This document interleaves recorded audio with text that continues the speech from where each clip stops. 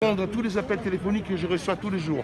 En réalité, moi, je ne veux pas confondre ma fonction d'avocat, mon cabinet, avec l'activité de Réaction 19. Réaction 19, c'est vraiment une activité d'association, du droit au quotidien, de répondre à un enfant qui a sa mère dans un EHPAD, à celui qui ne veut pas. Oui, vous savez, on a compris. Non, mais c'est ça, c'est un travail énorme. C'est ça. Parce que je peux vous dire que réagir au quart de tour, quand vous avez des parents qui vous écrivent en disant demain, ils veulent tester les enfants. Et moi, je prépare la lettre dans la minute qui suit, et les enfants ne doivent pas tester, l'ARS me faire le problème. C'est ça le travail du droit au quotidien. Mais c'est bien. C'est pas de faire des procédures, parce que ça, c'est une activité d'avocat. Mais je veux dire, en tant qu'avocat, étant donné que je donne une amie qui est avocate, et puis j'en ai même deux, j'en ai un qui est international, mettre en contact vous, parce qu'il y en a un dans le nord, un dans le sud, tout ça, il n'y a que comme ça que vous pourrez y arriver. Enfin, vous pouvez arriver, mais il y a un moment où il faut s'unir aussi en tant qu'avocat.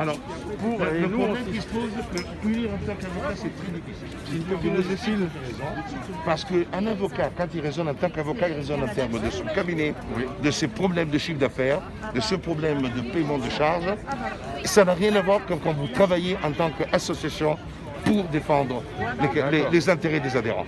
Ce sont deux choses différentes. Si moi j'ai raisonné en tant qu'avocat, je vais raisonner d'une manière. Je vais dire, ok, combien je vais payer d'honoraires, comment ça va me coûter ça.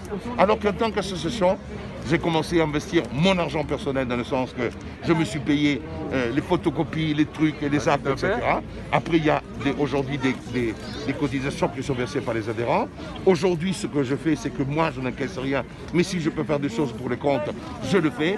Je peux payer un huissier de justice pour un collectif qui a besoin d'avoir un huissier pour faire l'opération oxygène. Donc, c'est l'activité de l'association. C'est pour ça que nous ne sommes pas un cabinet d'avocats bis. Nous sommes une association. Mais elle a son association aussi, mais c'est bien. Qui fait regroupement citoyen engagé. Et c'est elle qui a envoyé quand même Castaner et Macron au pénal et qui a été reçu. C'est elle qui a fait avec son argent. C'est quand même. Mais je ne remets pas en cause mon langage. Et je l'expliquais encore hier soir. C'est avant tout de répondre à ce qui est le besoin du quotidien au sens du droit. Bon, et ça, c'est très important. Aujourd'hui, pour moi, de dire à une dame, ma maman, ils ne veulent pas la faire sortir, comment je veux faire? Faites ça, ça et ça. Et après, je dis, prenez un avocat à Bayonne, prenez un avocat. Voilà. C'est ça que je fais. Bien sûr. Parce que si vous restez dans votre domaine Paris ou n'importe quoi, pas du tout. Parce que les gens sont très chauvins. Mais vous savez, aujourd'hui, on est ici parce qu'il y a un collectif. Il y a un collectif Bretagne. Quand je suis à Toulon, il y a le collectif Toulon. Quand je suis à Lyon, il y a le collectif Lyon. Et ces collectifs, ce sont aujourd'hui des satellites qui permettent d'avoir une animation dans les différents coins de France et qui permettent effectivement de pouvoir dire Réaction 19, c'est une antenne avec des antennes qui permettent de répondre. Mais je le répète encore, nous ne sommes pas là que pour faire des procédures. Nous sommes là pour tenter de répondre à ce qui est le besoin du droit au quotidien.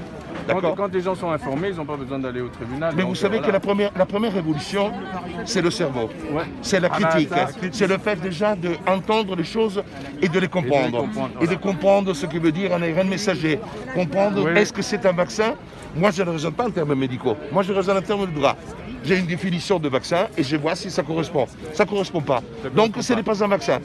C'est tout. Parce que quand même le ministre de la Santé déclare que ces produits-là ne permet pas de bloquer la transmission.